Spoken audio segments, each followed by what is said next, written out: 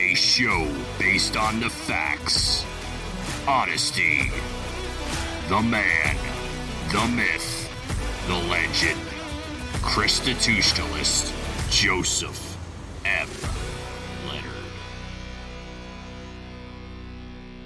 Welcome to Constitutionalist Politics Podcast, aka CTP. I am your host, Joseph M. Leonard, and that's L-E-N-A-R-D. CTP is your no muss, no fuss, just me, you, and occasional guest type podcast. Really appreciate you tuning in. As Graham Norton would say, let's get on with the show! Hello, everyone. Welcome to another episode of Constitutionalist Politics. Joining me today is Kim Curry. No, not the actor Tim Curry. Kim Curry. There's a lot of younger people probably saying, who is either of the two, right? Absolutely. Right? That's right. And first, I'm sensitive to names. People see my last name, it looks French. It's not Leonard. It's Leonard without an O. And my audience also knows I can't pass on the lame puns, the wordplay. Plus, I'm a firm believer in name association. You play with people's names, it helps them remember. So, of course, first thing that comes to mind, Kim Curry, is as in Kim Jong-un. No, actually, Joseph, my first name is actually Kimbrel, Kimbrel, which my mother always told me that it was the male version of Kimberly. Yes. But that's not true, because if you Google, there's only one Kimbrel in the world, and it's me. My mother lied. I swear. I've never met. I've Googled, I've tracked, I've done everything I could, and I can't find another Kimbrel. Well, it is certainly a derivative of it in her mind. Yes. Yeah. And the other one is Kim Mitchell, the Gopher Soda Canadian rocker, whom I'm a fan of his music. Have you ever heard of Kim Mitchell? No, I haven't. Oh, go on YouTube, look Kim Mitchell's videos. You especially want to look up his Gopher Soda tune. Part tongue-in-cheek, but serious subject matter, too. It's a lot of fun. And then, of course, the last thing, got to bring up Johnny Cash, Boy Named Sue, right? Yes. Now, when I was, I couldn't have been more than 12 or 13 years old. I grew up here in Colorado in a very small town, the home of the Colorado State Penitentiary. And there was a diner that I washed dishes for. I'm telling you, I wasn't more than 13 years old. I was washing dishes before dishwashers, and they wouldn't let me wear gloves, and my hands would be burnt every night when I left. But the song that they played every day over and over was A Boy Named Sue. And so I'm very well aware of Johnny Cash. Yeah. A Boy Named Kim, that was me. Yeah, exactly. And I'm sure, well, as a child, that plays on the self-esteem. I'm sure today it's, you just fluff it off, right? Oh, well, I was abused. I was beat up because of my name. That doesn't surprise me. Yeah, please. Yeah. My parents insisted that I go by KC, my initials. So everyone I went to high school with refers to me as Casey, which, crazy enough, I ended up naming my last daughter Casey, and we ended up having to move from Miami back here to my hometown in Colorado. And when people would call my house, my old high school buddies would call my house and say, "Hey, this guy's speak to Casey," and my wife would go, "Who is this?" Oh, see, that's why I said in the green room, I don't script these shows. Gold like this can't be scripted, right? We would have never gone down this rabbit hole if I wouldn't have been my lame self and give you grief about your name. And I love it. I think it's good. You kind of already went there a little in the back, where were you born, where you were raised. Give that little spiel. Okay, I'm from Canyon City, Colorado. That is the home of the Colorado State Penitentiary, which is located at First and Main. I grew up on 11th and Greenwood, which is a block off of Main. So whenever the alarms went off and the sirens went off, we knew it was time to lock the doors. People actually escaped from that prison and killed an entire family at my mother's church one time. Oh, so boy. This is the little town I grew up in. And we could spend a day talking about the psyche of a prison, No doubt. of a town with nothing but prison guards raising their children with the prison guard mental attitude and what bullies they raised. And I was the victim of it because my name was Kim. I mean, I got harassed all the time and actually physically beaten because of my name. Yeah. So, when I was 17 years old in my little hometown of Canyon City, my father was he had been in the military, had spent 20 years in the U.S. Navy and retired. But by this time, he was doing a variety of different jobs. And one thing he was doing was a newsman at my only radio station in my hometown. There was one radio station, and my dad worked there. And they needed someone on Sunday mornings to run the God shows. They had recorded every God show on Sunday, and then the next week they'd play it back. And nobody wanted that job. So they needed a young high school kid, and that was me, which it turned into a 33-year radio career. Yeah, that leads into the bio that I read of you that interested me in having you on. Kim Curry, a 33-year radio broadcaster forced to retire after a diagnosis of multiple sclerosis, who I have a high school friend who is also dealing with that. So that is something I want to discuss, also dealing with that.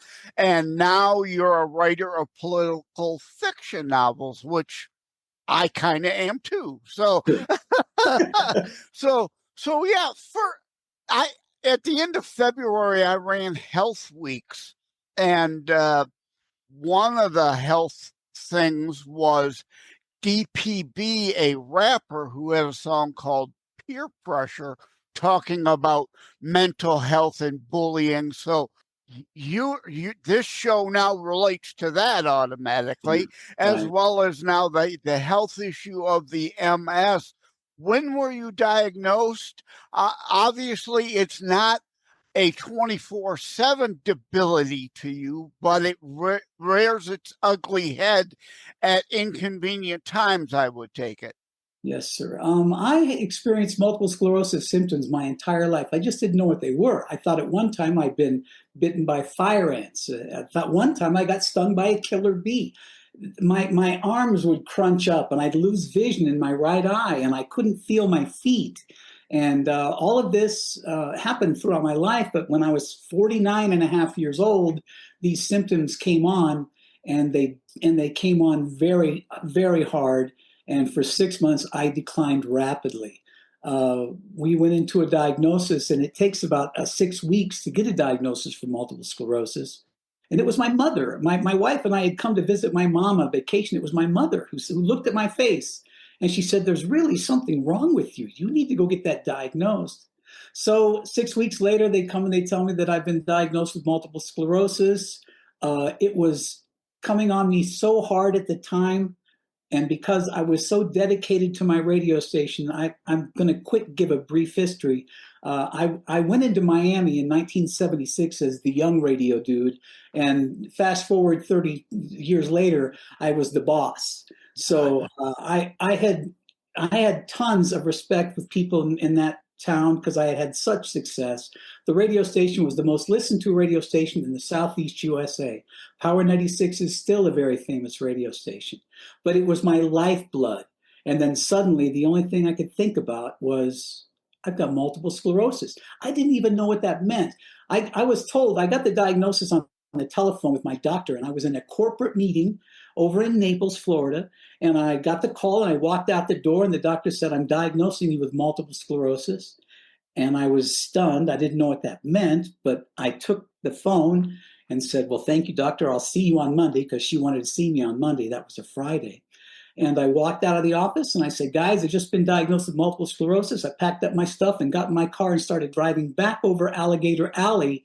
And I picked up the phone and told my wife, because she'd been waiting for this diagnosis.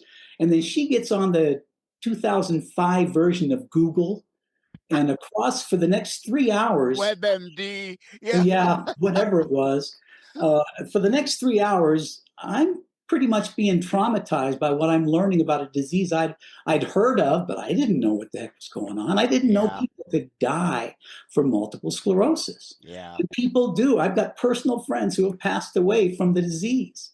So the first thing I could think to do was just to get out of the business, man. Let the radio station go because I wanted them to be successful. I couldn't do this. I couldn't run the station and have MS. So I had to make a decision. Left the radio station, traveled back home to my hometown in Canyon City, Colorado, figuring at the time that my mom was still there. I was young in the diagnosis. I had high school friends who could take me places if I needed to, and spent the next 8 years battling this disease and crashing pretty severely. I had 50 recorded falls.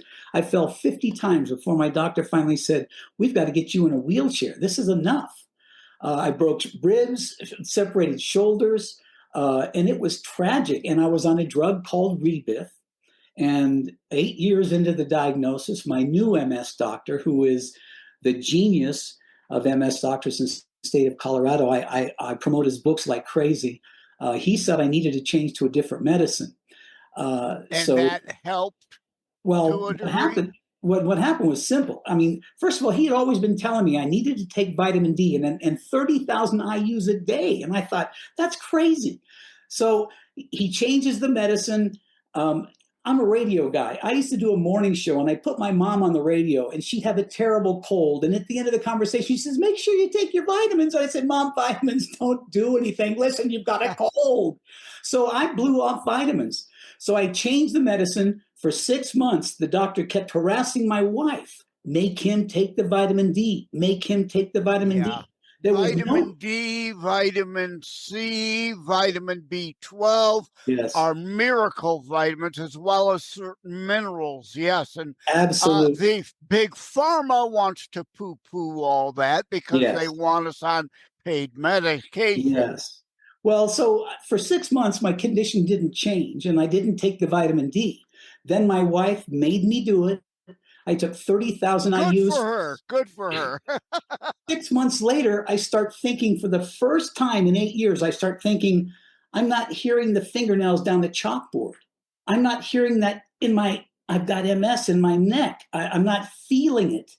And what happened was the doctor took the MRIs and he said, "You know what? Your lesions that are on your brain, which is what MS really is, have all calmed down. They're not fired up anymore." So the medicine change put me in a place where I'm not getting any better. I'm not getting any worse. I have not changed my medicine regimen. I'm not going to, because it's been 13 years now. I've learned to live with this. My legs don't really work from my thighs down to my feet. I'm in a wheelchair all the time. I have constant muscle seizures. I'm on drugs for that. I take my regular MS medicine. I still take the vitamin D like a crazy man. But you know what? 13 years ago, I thought I was going to die. I don't think I'm going to die anymore. So, thank God. You know, thank God. Good news. My doctor, Dr. Alan Bowling, the state of Colorado, he's my guy. So the reason I became a writer is because I wanted to tell that story. I wanted to tell the story of my radio career, which is a big career. If you look back on it, if you read you see my little gold records back here. These are people. That's Mary J. Blige over there. That's exactly where I want to go next. For the benefit, this is for those not watching the behind-the-scenes sneak peek video version, which sadly very few do. This is mainly carried on 25 plus audio platforms for the benefit of those listening on audio, where primarily people do, or those reading a transcript. I indeed can see the things on the wall as you start. I see Pitbull over your left shoulder there. So yeah, go into that a bit. Well, I'm like I said, my dad got me started. I went out as a young radio guy. You can't be Kim Curry on the radio. So I get my first full-time. I left the little hometown radio station, went to college at Southern Colorado State College in Pueblo, Colorado. 2.5 years into there, I think I'm really good. So I start sending out air checks. These are samples of my work to different radio stations around the country. And on the proverbial carts. I had a friend who went to school for broadcasting, and I've been in the studios several times. Yeah, those literally almost like 8 tracks. Yeah. It had our audition tapes on them. It's all digital now, but really, all that stuff has gone to waste. It's in a landfill somewhere. So I get my first full-time job offer from Knoxville, Tennessee. I'm driving across the country. I'm 22 years old. I'm driving across the country. I'm thinking, okay, I'm going to be on the radio at night in Knoxville.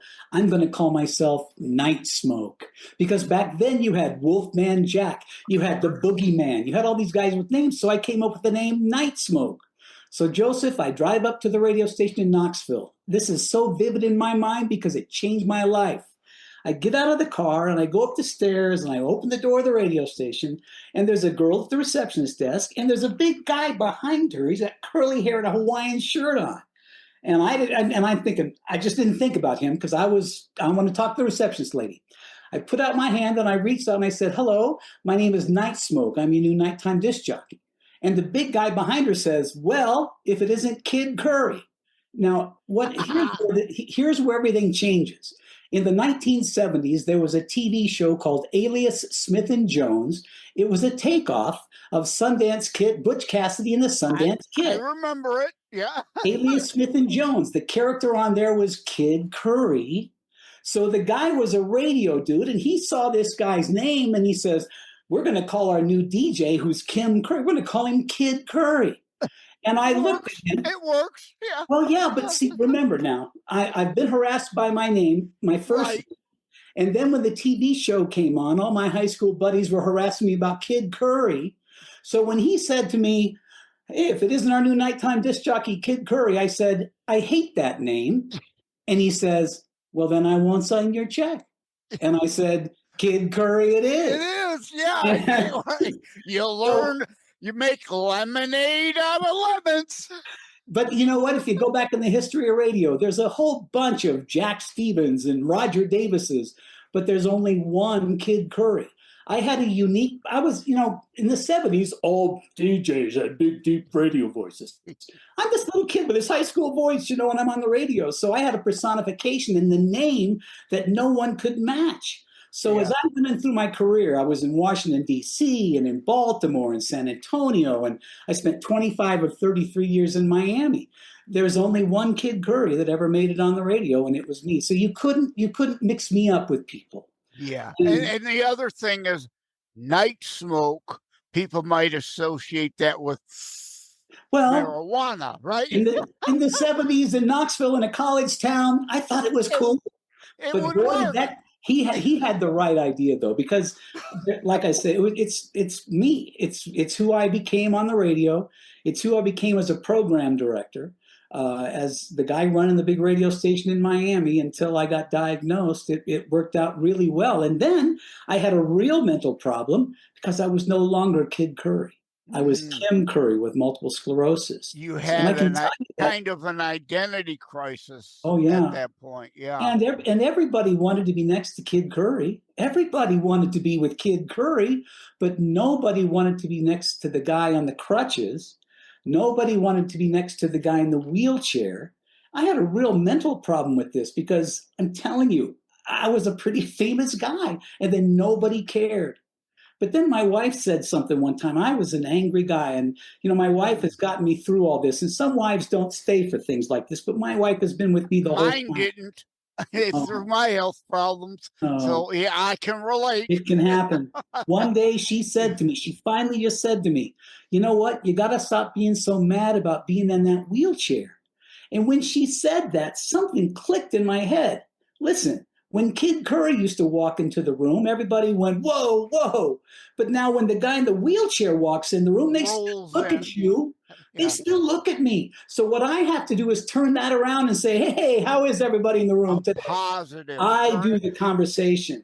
I'm the guy that starts it. Yeah, so taking those lemons and making lemonade and an opportunity out of it. Amen, brother. And I am the personality out there, believe me, because I ain't scared. I've hosted halftime shows at the Orange Bowl. I'm not scared. Yeah. I did seventh inning stretch. I'm not. It's clear someone needs to get you out of your shell. Yes. For the benefit of the transcript, we're laughing. That was a joke. Yes, sir. This is good, Joseph. I'm enjoying myself. Thank you.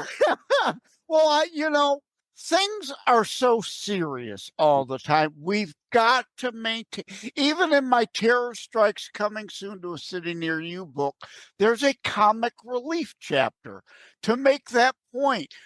We'll go crazy if we can't laugh, and we shouldn't laugh at anybody else if we can't laugh at ourselves. Yes, absolutely. Now, good point. Do you write under a nom de plume, or as Kim Curry or Kid Curry or Night Smoke? Well, I've got my first book came out under Kim Curry, but then everybody said you're missing an audience because everybody knows Kid Curry. So then my next book came out as Kim Kid Curry. So I'm there we go. Now I'm there with both of them. And right. and you and I lived through a time that most people don't even remember. 1987, when Ronald Reagan took a bill that was passed by both the House and the Senate, and he vetoed the 1987 broadcast bill of 1987. It was the Fairness in Broadcasting Bill of 1987. He vetoed that bill, which got rid of the Fairness Doctrine. And the Fairness Doctrine simply stated that if you or me were listening to a radio or watching TV and we heard somebody espouse a lie or disinformation, you had the right to go knock on that door and say, I demand equal time so I can prove this person a liar. It was a law. It was there until 1987. But then Reagan... it still kind of exists only regarding federal election law with equal time. But yes, if you have a show and I don't like your show, I indeed can't demand they put me on the air to counter you anymore. Yes. But you used to be able to. Right. You used to have that right. As a politician, if I'm running against Joe Schmo and Joe Schmo gets 10 minutes on ABC, I can knock on ABC's door and say, hey, I demand my equal time under election law. So I'm glad you brought that up. And there's another one thing I don't have an issue necessarily with private or corporate ownership of a station wanting their particular type of message being able to be aired. I have more an issue with Reagan with the advertising regulations that were relaxed. I agree that pharma should be allowed to advertise over-the-counter medication. And I think it made sense at the time, but now we need to change it back. All this sickness selling of America and making everyone paranoid that every little hangnail is cancerous and you got to have this prescription drug is dangerous. I'd like to see that overturned.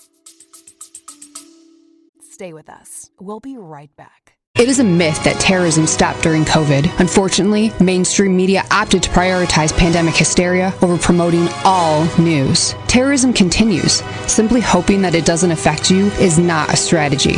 The new book, Terror Strikes, coming soon to a city near you, featured on The Author Show, is now available in paperback from bookstores, online, or as an ebook exclusively through Amazon Kindle. Terror Strikes, coming soon to a city near you by Joseph M. Leonard. Order today.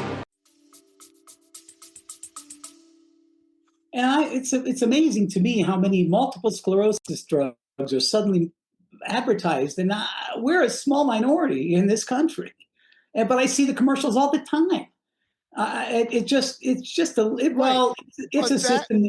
It's been that way. It ain't going to change. These things, if we have symptoms A, B, and C, are for what we should discuss with our doctors, and our doctors know the available drugs and prescribe what is good for us, not us going in and demanding, I need drug X, Y, and Z because I feel A, B, and C, and then sadly, lazily just writing the script for them. Yeah.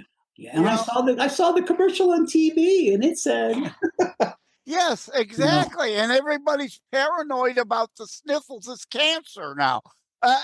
So that's kind of it's like, did you ever watch Big Bang Theory? Were you a fan?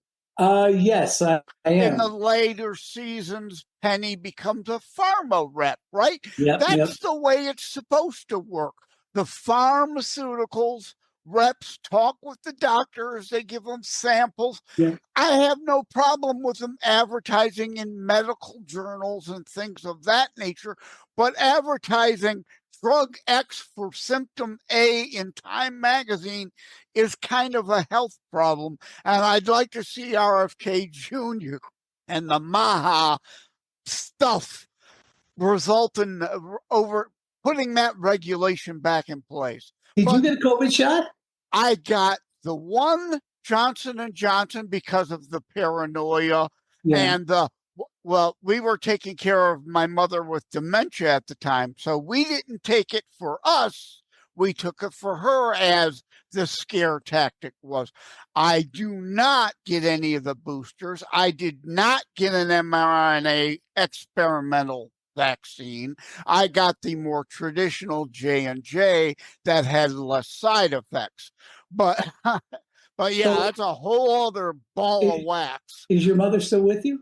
No, she passed a few years ago. My mother passed away from COVID. She died of COVID. So I'm glad you said that, because I don't want anyone to think I'm poo-pooing it as a complete hoax. It's not. I know a nurse who had comorbidities, asthma, died because of COVID complications, filled up her lungs because of the asthma, died literally choking on herself because of the comorbidity. I also know someone else who died, went into the hospital, put on respirator, died because of COVID complications. So I don't wish to poo-poo it. I am just saying, indeed, it is an issue for certain people, but trying to peddle these shots on children who generally aren't at risk is the issue to me. That's absolutely correct. There needed to be better and needs to be better designation of who needs. I'm autoimmune deficient, so I take them all. Everyone that comes out, I take them all. And I've never had a problem, never had an issue. I've never glowed in the night or anything like that. So yeah, I also know someone who's got myocarditis because of complications from one of the jabs. And the part of the problem too is terminology. Polio vaccine, measles, mumps, TB, those are real vaccines. Those who get it, 99% of all people then become immune to the disease. The Wuhan jabs are a flu shot, not a vaccine. So I am all for you doing what you want to do, feel you need to do, but let's deal in science and real informed consent, not lies and bullying and pressuring because somebody wants to make millions because they just bought whatever stock. So Joseph, if someone's lying, don't you think you should have the right to debate that liar? I get that point. And usually there is alternative outlets that you can do that. And of course, today they're everywhere. There is the internet, right? Anyone can say, and that's almost a problem, right? Anyone can say anything on the internet. And like one of my quotes in my CTP 2 book, the quotations chapter, never before in the course of human history have we had at our fingertips the ability to research facts, but conversely, never before in the course of human history have people had such access to confirmation bias bullshit to maintain their delusion. So I'm gotcha, and you're right about the internet, 100%. But I still, as being a radio broadcaster, I still believe that you could, if there was a safe haven, if America knew that you can see all sorts of crap right here in your internet and all that stuff, but radio and television is under the fairness doctrine, and we are upholding the fairness doctrine. And when there's a lie spewed, you now have the right to debate that lie and prove that lie as a lie. So then that way, at least the broadcast facilities, radio and TV are covered. And that's just one more part of it. I mean, there are so many things you can grab information from these days. So I get it. I understand it's everywhere. But if you could just zero in and just help one place where people could get honesty. Yeah. If it were indeed honest to be an inclusionary and fairness thing, it has the word fairness in it. Yeah. But 9 times out of 10, it's warped and twisted to be exclusionary, to find an excuse to be exclusionary. So the devil is in the details. I'm with you on if someone's peddling lies like the 60 minutes distortion of editing, although that, again, would apply under federal election. You have candidate X on for an hour, I demand my equal time. So there's still that there. If you've had somebody on and deceptively edited to make them look good, as the lawsuit that's soon to be settled alleges regarding, is it ABC and 60 Minutes, but whatever. So yeah, I'm with you in spirit, but my political background since 1978 shows me and tells me the devil is in the detail, and the bill never does what the bill title says it does. Well, that's because those who, so this next book that I'm writing, which is the third of my series here, I got Bonnie's Law.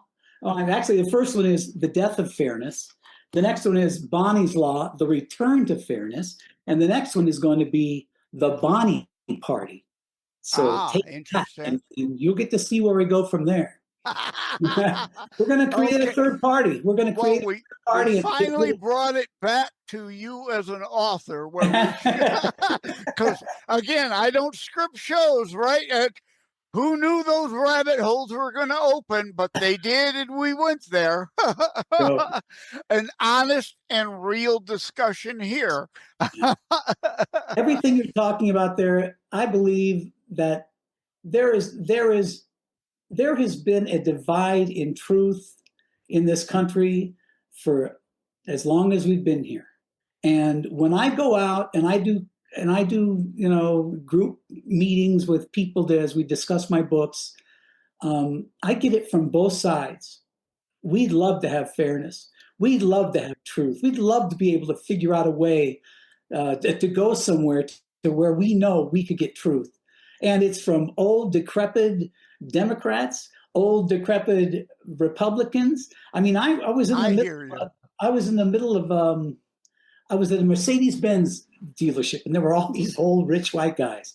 And it just happened to be the day that one of my books was published.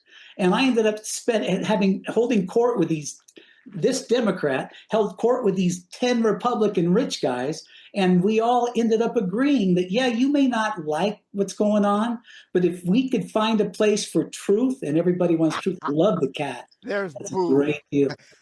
Boo, we're in the middle of a recording. She just takes off like you told her. Excellent. So, but from what I get from both sides, it would be nice if we could just have a haven of truth where people could go and be safe and know that this is well researched. It's covering all the bounds that you want to have covered, and it's being done in a way that can be open book to everyone, so you can see what the research is and see what the end result are. Right. So I just in my next book, we're going to get there. This little girl Yeah. is Boo is upset because I have the front door closed. He can't look out because I have to have the door closed in case the mailman comes up in or the he'll middle of your interrupt thing. the recording, right? So I have to have the door closed so he can use the mail slot. At any rate, yeah, the issue is Orwell.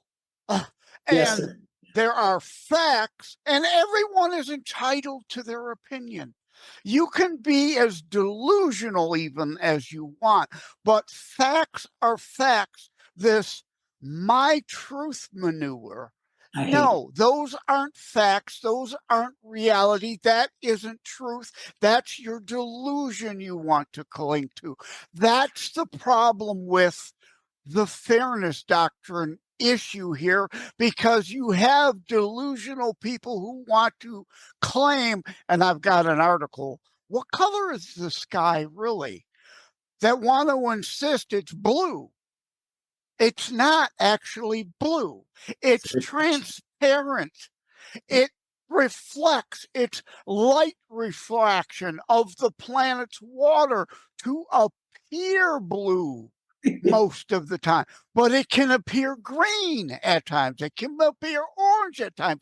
If you're on Mars looking up, it's going to what? Appear likely red because of the light refraction of the red planet. It isn't blue, but yet that's the unscientific thing everyone's indoctrinated to parrot. Yep, that's the truth. But I believe you can write legislation and write rules and accomplish this. So the little girl is going to do it. The little girl's going to accomplish it. So, Okay, but, so yeah, let's start to give us all right. slowly for the benefit of audio and the transcript, but for benefit of the behind the scenes video, give us the books again, one at a time. The first one is? The first one is The Death of Fairness. The second one is Bonnie's Law, The Return to Fairness, Kim Kid-Curry. And probably the most fun of them all is my memoir, Come Get Me, Mother, I'm Through, which is what I used to have a feature I did every night on the radio where I'd have kids call in and rip on their school and talk about their teachers and their sisters and their brothers. And at the very end, I'd say, okay, we're done. Come get me, mother. I'm through, because I was Kid Curry. I gave the impression that my mom always came to pick me up. So everybody remembered that line. So that's why we named the book, Come Get Me, Mother. I'm Through. That's great. That's wonderful. I have the How to Write a Book and Get It Published Hints, Tips, and Techniques book also, because a lot of people don't realize they have stories like that they can tell and would be interesting to others, but they don't think to write it. Everyone should consider writing a memoir. I know it's difficult because I did it. You have to go back and you have to check everything, make sure that the stories you're telling are not going to offend anyone, that maybe you remembered it differently than someone else did. But believe me, Memory, yes, yes, is an issue. We can remember things differently. Facts are facts, but our memory can be foggy. And absolutely. again, it's our preferred delusion as opposed to reality. Right. Absolutely. So I'm glad you've been on. Do you have a website for people to find you? As a matter of fact, I do. It's krcurry.com, and that's the website that everyone finds me on. I'm also available on Facebook at KR Curry, the author, and Instagram, KR Curry, the author. But remember, I'm going to remind everybody that I'm a pretty opinionated guy, and I may piss you off. Hey, we've all got a right to our opinions, and we've all got the right to agree or disagree. What we don't have is the right to our own set of made-up facts. Absolutely. But what we also have is good communication. I enjoy talking to you, Joseph. This was good for me. I love this. And I'm glad Boo came in. That Perfect. little also additional comic relief for those viewing on the behind the scenes video at BitChute, Brighteon, Daily Motion out of France, Rumble or YouTube. So thank Okay. you, Kim Kid Curry, for coming on today. I really appreciated our discussion. And Joseph, thank you very much for your time, sir. Take care. God bless everyone. Yes, sir. You too. Wait. Don't tune out yet. And no, if you're looking behind the scenes video, pay no attention to the with a body like this, who needs hair, funning shirt. If you're a regular to the show, you know I don't do this very often. Every once in a while, however, like today, I went to Olga's for a BLT and an orange cream cooler for dinner, and something began nagging at me of what I didn't say during the show. I made some notes, right? The fairness is in the markets. I didn't say. If you want left wing, if you want right wing, there are stations for that. If you want bias, your preferred bias, you can find that. This day and age, there are tens of thousands of licensed radio, TV stations you can find in the market and what you want, or you can find in the market those who are neither left nor right, but actually fact and reality only based, that deal in not left or right bias, but based on facts. And you can have legitimate disagreement discussions as long as you're rooted in fact, not fantasy and delusion that some seek. It's like the NPR notion. This has nothing to do with left or right. The argument is the same. At one point, it may have made sense for government to help fund station where there was none, so there was availability.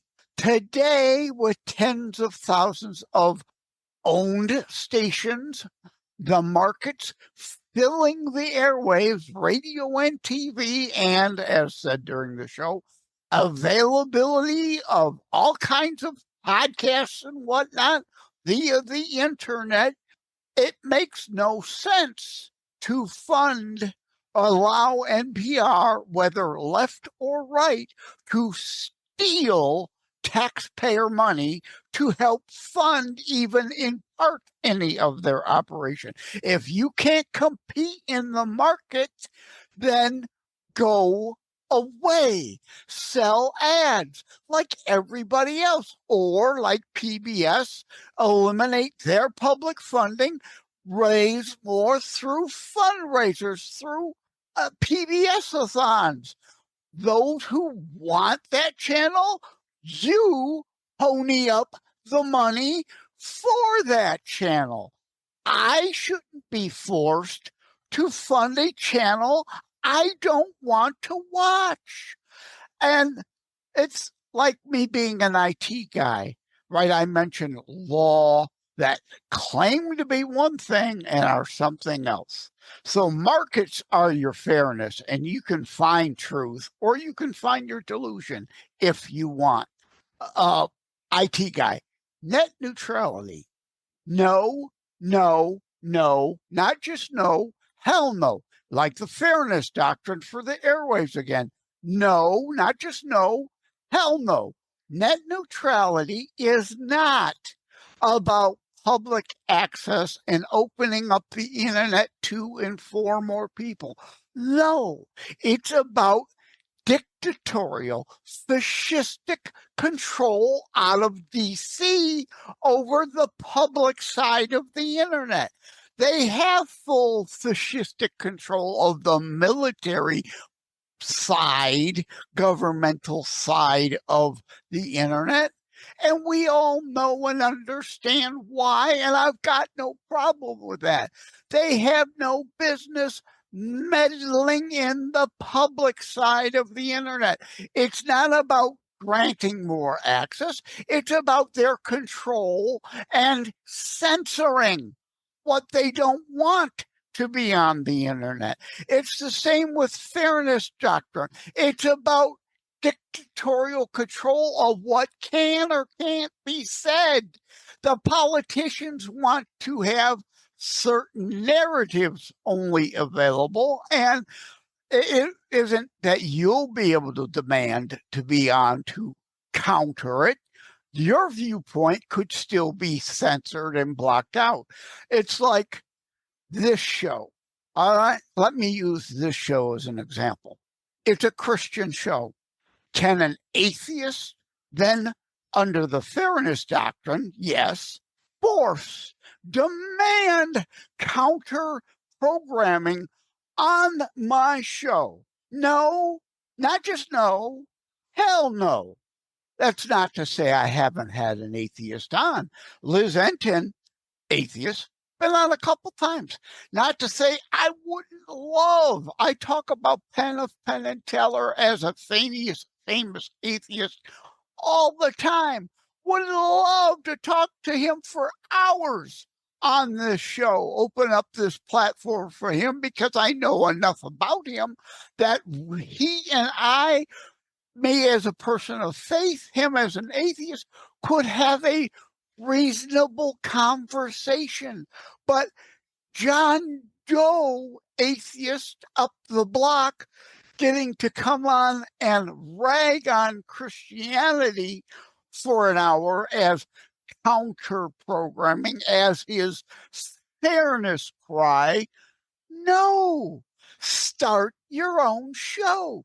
Go to a show that wants your nonsense. So not just no to the fairness doctrine or net neutrality for the reasons I pointed out. It's not about fairness or openness and access. It's about dictatorial control out of Washington, D.C. How have people not figured this out yet? I don't get it. So those are the notes I had. I don't want to ramble on longer. I could. So many thoughts went through my head. I've got like an hour of time of things I could continue to go on to say, like we mentioned the Wuhan jab. You weren't able to counter that narrative with real science, like mask science, cloth masks, even an N95 mask. 150 years of actual real science tell us who actually care about facts and truth and reality, that the COVID particulate size is smaller than an N95 mask even filters out. But no, you have to wear a silly cloth mask that wasn't going to stop anything. So the fairness doctrine, would that have helped in allowing people to counter that?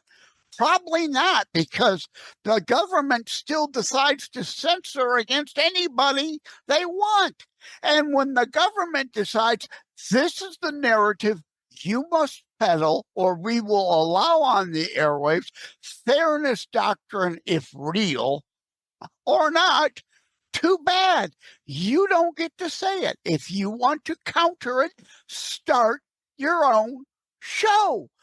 Do something on the internet. The information is there. Facts are there. They can be found. The problem is a lot of people like their delusion and they seek confirmation bias to maintain their delusion, devoid of facts and reality. Okay, at any rate, felt it necessary to add this on. I wish I still would have had Kid Curry on to say that and have him react to. Maybe we'll have him back and see if he thinks my argument makes sense. Your fairness is the markets. Your fairness is start your own podcast. Net neutrality isn't about access, it's about control and dictatorial edicts out of DC. That's why I oppose these things. They say it's about one thing, they lie. Over and over. How many times have you seen it from these politicians? They tell you one thing, they do another. When are people going to wake up for this? So I agree with openness and fairness of access to refute things. You have that. It's called the markets. And there are stations who will let you speak your mind. And if you don't go there, start your own podcast. You can do that. I wrote a book, Podcasting Quick Start Guide, to help you do that. Thank you all. Take care. God bless. Thank you for having tuned in for Constitutionalist Politics Show. If you haven't already, please check out my primary internationally available book, Terror Strikes, coming soon to a city near you. Available anywhere books are sold. If you have locally run bookstores still near you, they can order it for you. And let me remind, over time, the fancy high production items will come. But for now, for starters, it's just you as a very appreciated listener by me. All substance, no fluff, just straight to key discussion points. A show that looks at a variety of topics, mostly politics, through a Christian U.S. constitutionalist lens. So again, thank you from the bottom of my heart. Take care. God bless. Like and subscribe to Constitutionalist Politics Podcast and share episodes. We need your help. Wham Radio, 1600 AM and 92.7 FM is your conservative flamethrower. Weekdays, Steve Gruber starts things off at 6 a.m. Gruber gives his perspective on the issues of the day. At 9 a.m., Glenn Beck blazes the airwaves with his nationally syndicated program. From noon to 3, it's Dennis Prager. At 3 o'clock, it's Wham's own Thayrone X. On the Edge, Thayrone tells it exactly as he sees it. At 6, it's The Dana Show, your conservative alternative. At 8, don't miss Joe Pags. Weekends are filled with conservative talk as well. Fingers Malloy, Thomas LeDuc, The Abolitionists Roundtable, A Moment of Clarity with Pastor Rick, Your American Heritage with Ed Bondarenka, Dave Janda's Operation Freedom, and Dick Kupke's Trigger Talk. You can even get links to Wham podcasts from Dave, Dick, and of course Thayrone, all from their pages on our website, whamradio.com. Keep it locked on Wham Radio, 1600 AM and 92.7 FM in southeastern Michigan, and whamradio.com anywhere in the world.